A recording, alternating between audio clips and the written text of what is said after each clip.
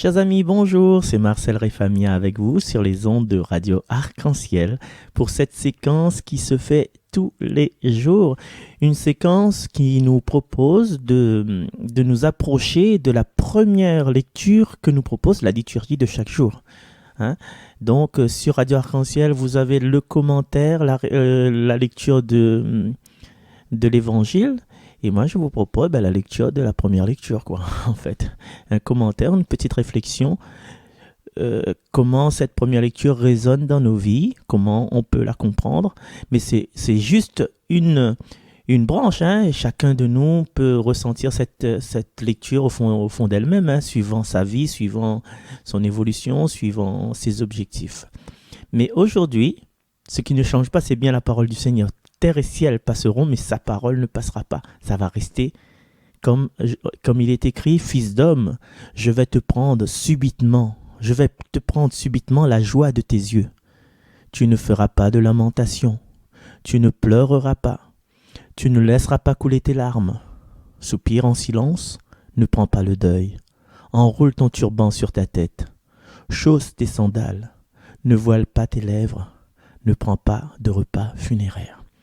Alors dans cette parole déjà, nous voyons que le Seigneur prévient Ézéchiel qu'il va se passer quelque chose de très douloureux dans sa vie, quelque chose qui va le perturber, qui va le bousculer. Et en fait, on peut voir dessiner qu'il y aura un deuil dans sa famille. Donc il y aura une disparition. Et ce que le Seigneur demande à Ézéchiel, peut-être qu'il nous demande encore aujourd'hui, même si il est dur pour nous, il est dur aussi pour Ézéchiel de perdre quelqu'un de sa famille. Et pourquoi c'est dur pour nous ? A-t-on réfléchi sur cet aspect de séparation ? C'est parce que on est habitué avec une personne, on a grandi avec une personne, on a partagé des moments de joie, des moments de tristesse, on a joué au domino, au badminton, au tennis, aux canettes, au jeu cadoc. Et puis quand on se retrouve tout seul, la plus personne ne peut jouer avec nous, on est perdu, on se sent perdu.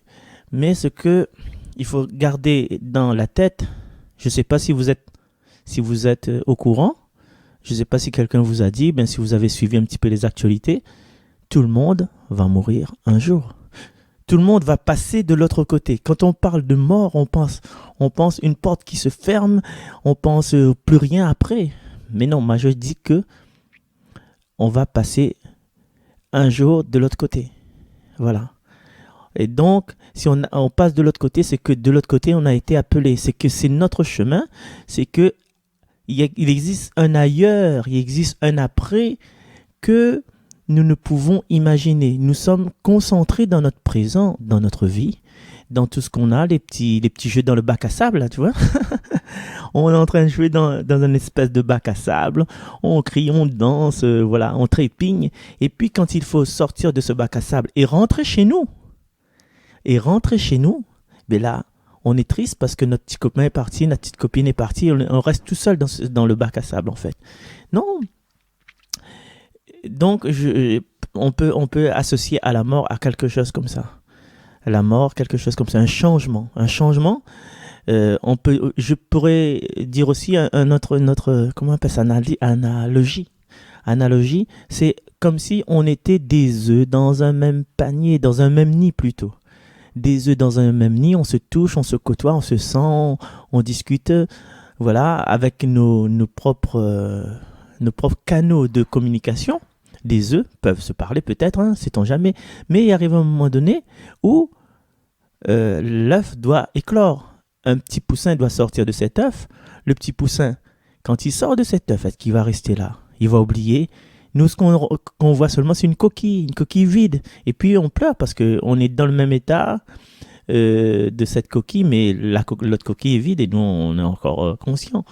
Du coup, on croit que c'est fini, c'est perdu. C'est vrai qu'on ne retrouvera plus notre ami l'œuf.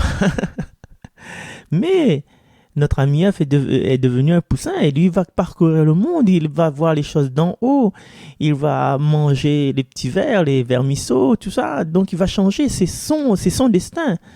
Et si quelqu'un dit, t'es, dit, mon Dieu Seigneur,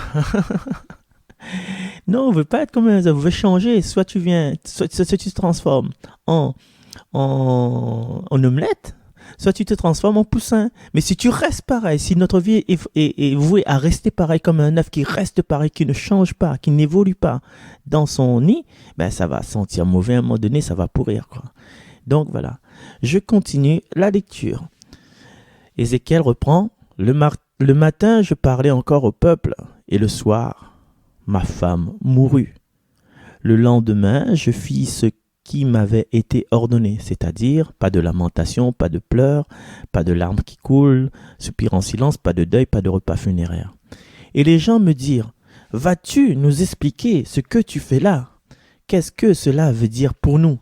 Et les gens ne sont pas aveugles, hein?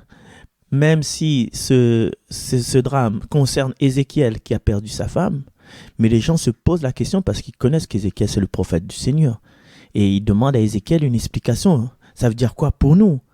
Qu'est-ce que ce signe? Et c'est un signe vraiment, franchement, si Dieu a choisi de séparer Ézéchiel de son épouse, de sa femme, c'est que Dieu a vraiment quelque chose à dire. Peut-être que Dieu a utilisé d'autres façons de prévenir le peuple.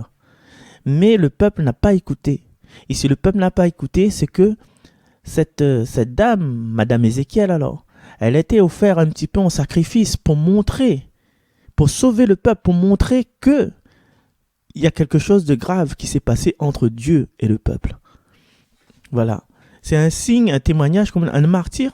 C'est un des premiers martyrs en fait. Premier martyr écrit dans l'Ancien Testament. Et Ézéchiel répond, la parole du Seigneur m'a été adressée. Dis à la maison d'Israël, ainsi parle le Seigneur Dieu. Je vais profaner mon sanctuaire, votre orgueil et votre force. Alors, le Seigneur, il utilise mon sanctuaire parce que peut-être c'est lui qui a mis dans la tête du peuple d'Israël de construire un temple pour lui. Mais c'est son idée. Le peuple a construit.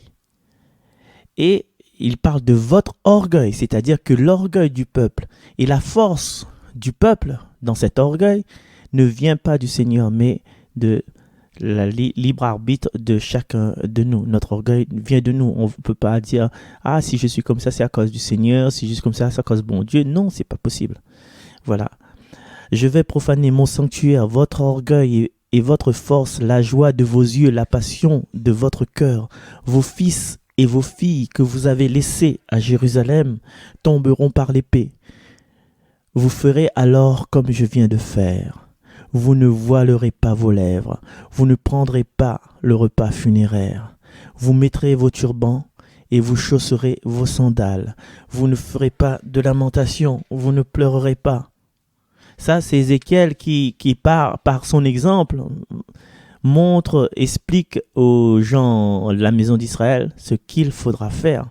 Parce que cela ne sert à rien de dévoiler par les lèvres, de prendre un repas funéraire, parce qu'ils sont un petit peu à l'origine de ce drame où les filles vont tomber à Jérusalem. Et puis Ézéchiel rajoute, mais vous pourrirez dans vos péchés et vous gémirez tous ensemble. Ézéchiel sera pour vous un signe, tout ce qu'il a fait, vous le ferez.